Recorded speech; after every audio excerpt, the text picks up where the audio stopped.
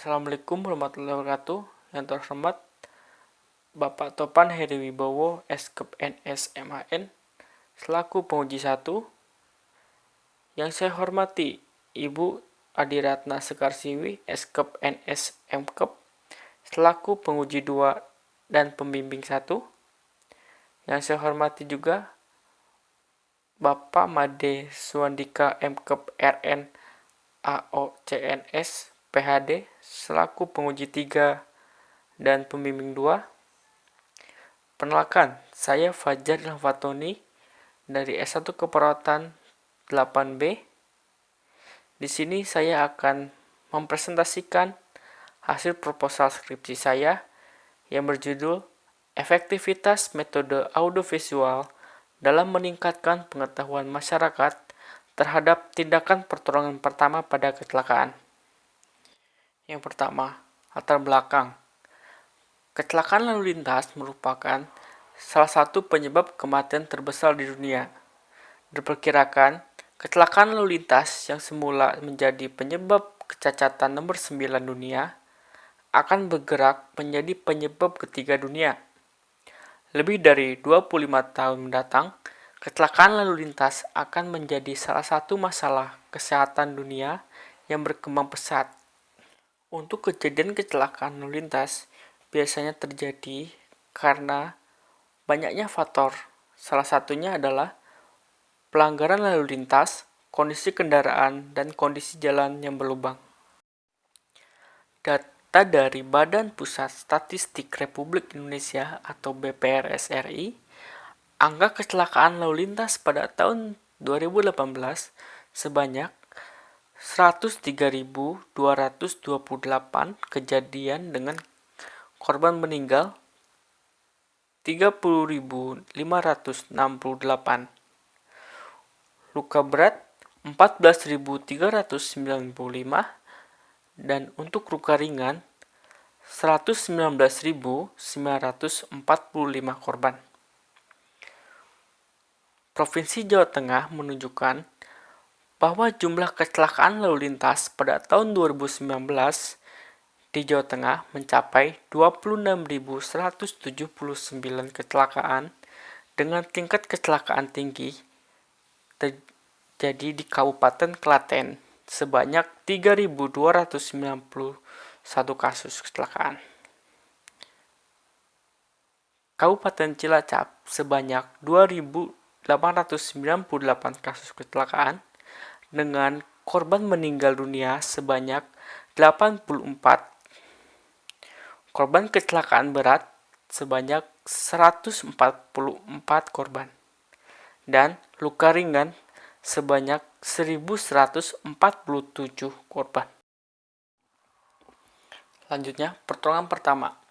Pertolongan pertama adalah memberikan pertolongan dan pengobatan darurat dengan sementara yang dilakukan secara cepat dan tepat. Tujuan utamanya bukan untuk memberikan pengobatan, tapi suatu usaha untuk mencegah dan melindungi korban dari keparahan yang lebih lanjut akibat kecelakaan. Media audiovisual. Media audiovisual adalah media yang dihasilkan melalui proses mekanik dan elektronik dengan menyajikan informasi atau pesan secara audio atau suara dan visual atau gambar.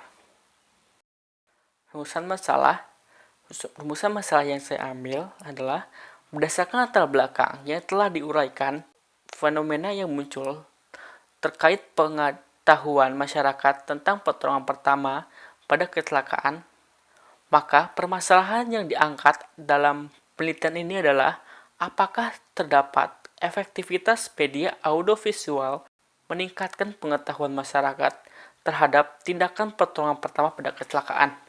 Untuk tujuannya dibagi menjadi 2, yaitu yang pertama tujuan umum, menganalisis efektivitas metode audiovisual dalam meningkatkan pengetahuan masyarakat terhadap tindakan pertolongan pertama pada kecelakaan. Tujuan khususnya mengetahui karakteristik responden meliputi usia, jenis kelamin, pendidikan, dan pekerjaan. Yang kedua, mengidentifikasi tingkat pengetahuan masyarakat sebelum dilakukan edukasi dengan menggunakan media audiovisual terhadap tingkat pertolongan pertama pada kecelakaan. Yang ketiga, mengidentifikasi tingkat pengetahuan masyarakat sesudah dilakukan edukasi dengan menggunakan media audiovisual terhadap tingkat pertolongan pertama pada kecelakaan. Yang keempat, menganalisis pengaruh edukasi menggunakan media audiovisual terhadap tingkat pertolongan pertama pada kecelakaan. Kerangka teori. Terjadinya kecelakaan lalu lintas pastinya menyebabkan cedera pada korban. Cedera pada korban perlu adanya pertolongan oleh masyarakat atau orang sekitar yang ada di tempat kejadian. Nah, pertolongan pertama pada kecelakaan oleh masyarakat itu perlunya adanya pengetahuan dari si penolong. Nah, pengetahuan dari si penolong itu ada beberapa faktor yang mempengaruhinya seperti pendidikan, informasi, pekerjaan, sosial budaya, ekonomi, lingkungan, dan usia. Nah, pertolongan pertama pada kecelakaan yang dapat kita lakukan oleh masyarakat yaitu pertolongan pertama pada kecelakaan tersebut misalkan mengamankan korbannya, mengamankan lingkungan. Nah, selanjutnya ada perawatan pada pendarahannya. Yang ketiga, pertolongan pertama pada patah tulang atau frakturnya. Selanjutnya, kerangka konsep. Kerangka konsep di sini ada dua variabel. Yang pertama, variabel independen yaitu pendidikan kesehatan dengan media atau metode audiovisual. Yang selanjutnya variabel dependennya ada pengetahuan masyarakat tentang pertolongan pertama pada kecelakaan. Nah, yang saya ingin teliti atau ingin mengetahuinya adalah efektivitas dari media audiovisual tentang pengetahuan masyarakat terkait pertolongan pertama pada kecelakaan. Selanjutnya, saya menarik hipotesis HA ada pengaruh pendidikan kesehatan dengan media audiovisual terhadap tingkat pengetahuan masyarakat tentang pertolongan pertama pada kecelakaan. Untuk H0-nya, tidak ada pengaruh pendidikan kesehatan dengan metode audiovisual terhadap tingkat pengetahuan masyarakat tentang pertolongan pertama pada kecelakaan. Selanjutnya, metode penelitian. Metode penelitian yang pertama adalah jenis dan rencana penelitian. Penelitian ini menggunakan metode penelitian eksperimental dengan pendekatan pre-eksperimen dengan jenis one group pre-test post-test, terdiri dari satu kelompok yang telah ditentukan tanpa adanya kontrol atau perbanding. Nah, untuk syarat bisa menggunakan pendekatan pre-eksperimen ada 5 syarat, yaitu boleh tidak ada variabel kontrol atau perbanding, sampel tidak dipilih random, adanya percobaan atau intervensi, selanjutnya analisis dalam menggunakan deskriptif, yang kelima masih terdapat variabel luar yang dipengaruhi terhadap variabel dependen. Untuk lokasi penelitian saya dilakukan di Desa Bingkeng, Kecamatan Deluhur, Kabupaten Cilacap. Waktu penelitiannya adalah dilakukan pada bulan Desember 2020 sampai Mei 2021. Selanjutnya, waktu pengambilan data. Pengambilan data pada penelitian saya akan dilakukan pada bulan April.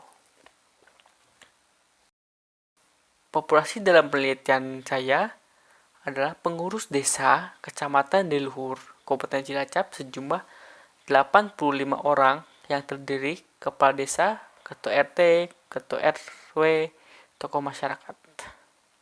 Selanjutnya sampel. Untuk menentukan jumlah sampel atau sampling, saya menggunakan Kipol software. G-Power Software adalah software untuk menghitung statistik power atau kekuatan uji statistik untuk berbagai jenis seperti uji T, uji F, uji X2, uji Z, uji kolerasi, atau uji statistik lainnya. Nah, hasil estimasi jumlah sampel menggunakan G-Power Software dengan menggunakan effect size atau W 0,5, tingkat kesalahan alpha 0,05, derajat ketepatan 1 kurangi beta 0,95, sehingga dapatkan jumlah minimum 45 responden. Dalam penelitian ini, peneliti menggunakan estimasi dropout sebanyak 20%. Jadi hasil sampel yang akan digunakan adalah 54 responden. Untuk kriteria penelitian terbagi menjadi dua, yaitu kriteria inklusi dan kriteria eksklusi.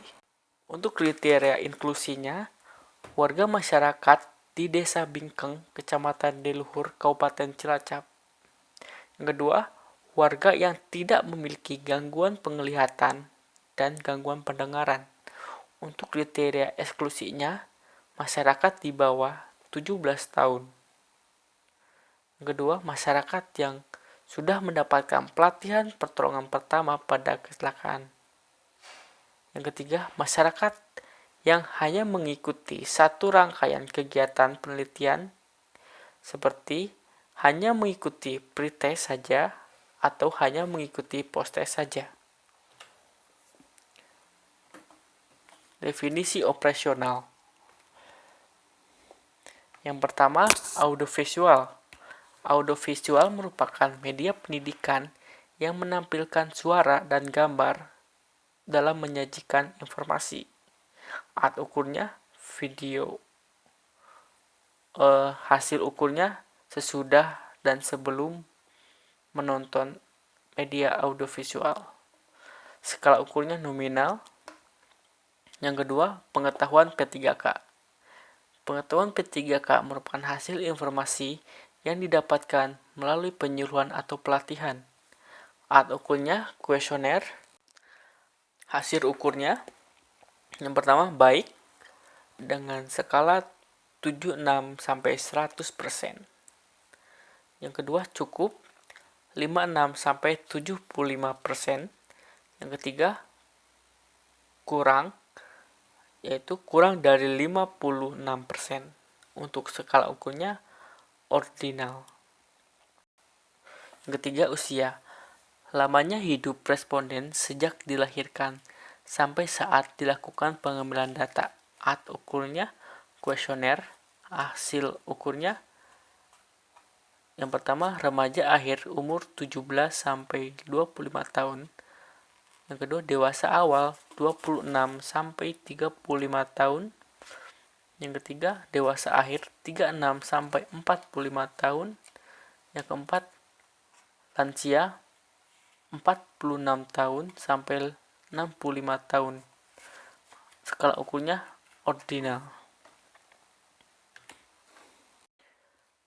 Yang keempat, jenis kelamin.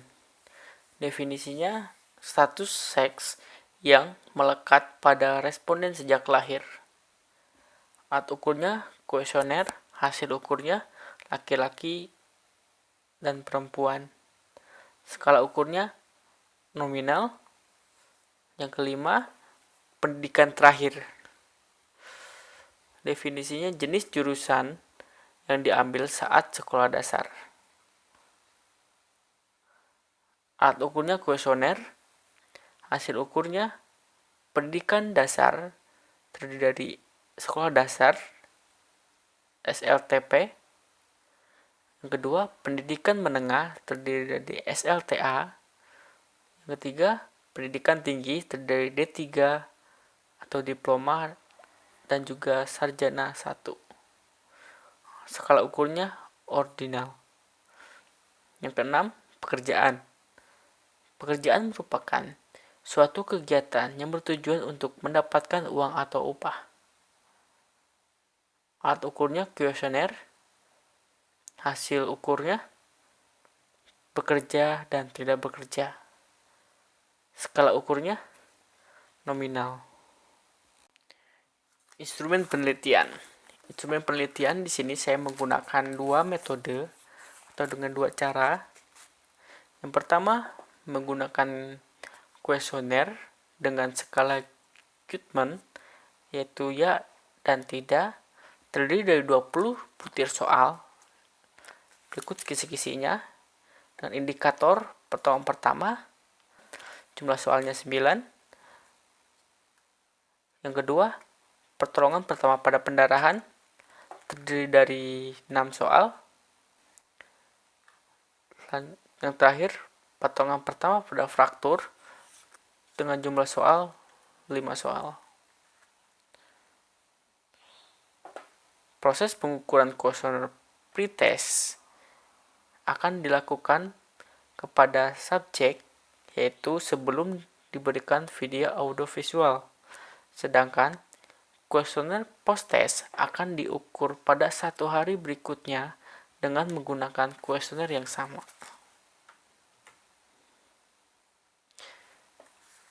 Untuk media audiovisualnya, saya sudah upload ke YouTube.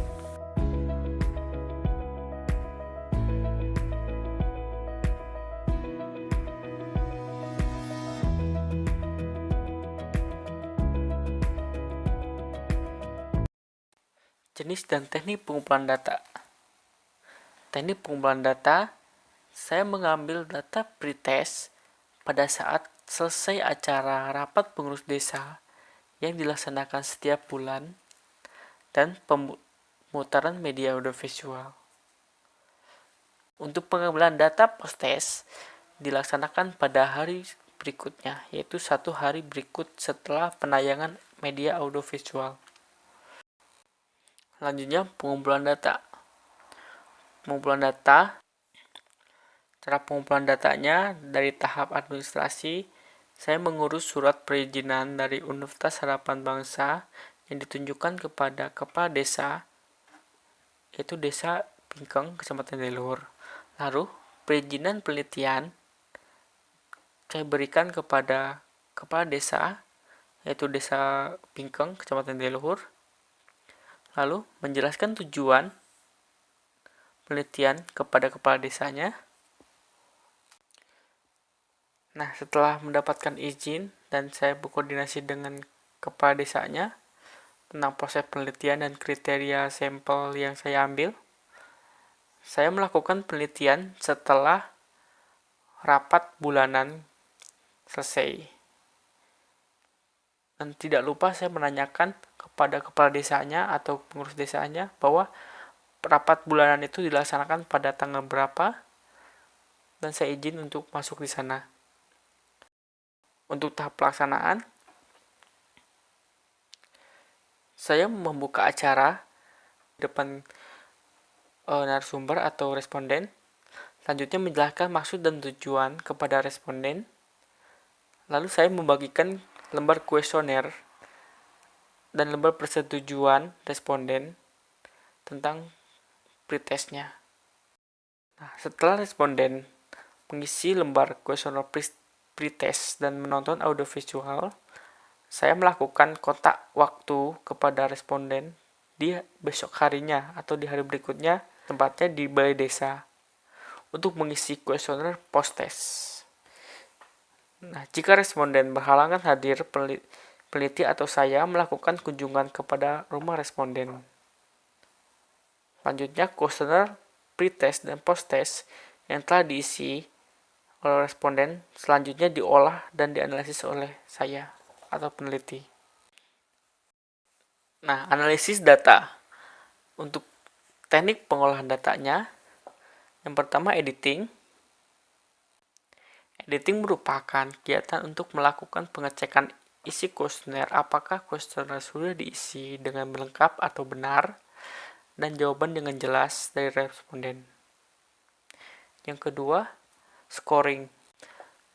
Scoring adalah memberikan skor terhadap item-item yang perlu diberi skor.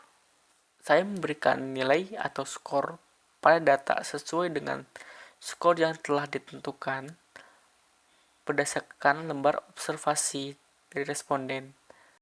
Skor dalam penelitian ini yaitu untuk tingkat pengetahuan baik skor 76 sampai 100, pengetahuan cukup 56 sampai 75, yang terakhir pengetahuan kurang dengan skor kurang dari 56%. Lalu coding merupakan kegiatan pemberian kode atau numerik terhadap data yang terdiri atas beberapa kategori. Selanjutnya, data entry. Data entry adalah kegiatan memasukkan data yang telah dikumpulkan ke master table, kemudian membuat distribusi frekuensi sederhana. Yang terakhir ada tabulasi atau tabulating, merupakan proses tabel data sesuai dengan tujuan penelitian atau yang diinginkan oleh penelitian. Selanjutnya, di analisis data yaitu teknik analisis data. Yang pertama, analisis univariate dilakukan untuk mendeskripsikan karakteristik masing-masing variabel yang diteliti. Analisis univariate dalam penelitian ini bertujuan untuk mengetahui tingkat pengetahuan masyarakat